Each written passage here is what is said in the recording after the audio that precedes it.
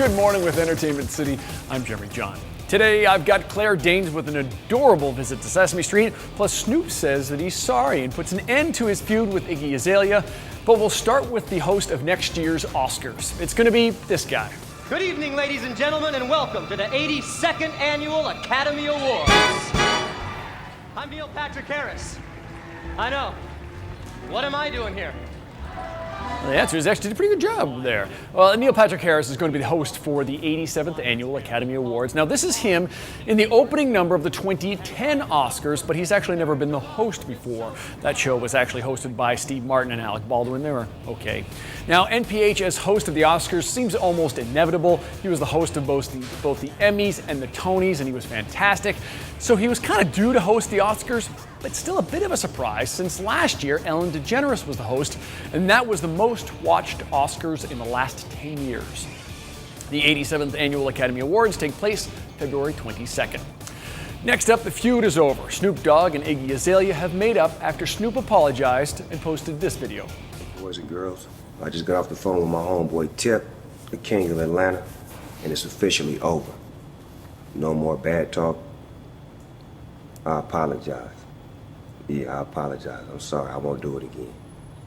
Snoop included the caption, "It's over, I'm back," spelled wrong, "on my cool, I assume stuff, no harm, no foul, blah, blah, blah, blah, blah, respect, sorry about that." The guy T.I. that Snoop calls the king of Atlanta is actually hip-hop artist T.I., who was the mentor and produced Iggy's second album. For her part, Iggy Azalea was the better person in this one. She later tweeted to Snoop that she forgave him, and she said, "I appreciate the apology," at Snoop Dogg.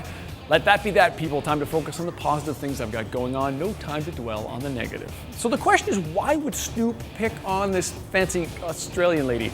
It's a good question because Iggy Azalea is one of only 3 musicians to ever have their first 2 songs reach #1 and #2 at the same time. Snoop Dogg hasn't had a top 10 hit since 1993. Okay, finally a little bit of cuteness for you. Actress Claire Danes made a recent stop by Sesame Street.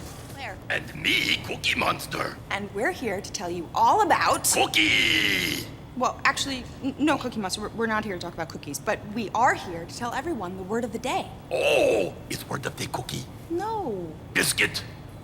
How about wafer? No, Cookie Monster. Today's word of the day is diagram. Yeah, so Claire spent some time with everyone's favorite addict, and yes, he ate the diagram of the cookie at the end. Of course he did. Danes is a mother to a 2-year-old boy named Cyrus, and joins a bunch of stars who recently stopped by Sesame Street, including Tom Middleton and David Beckham.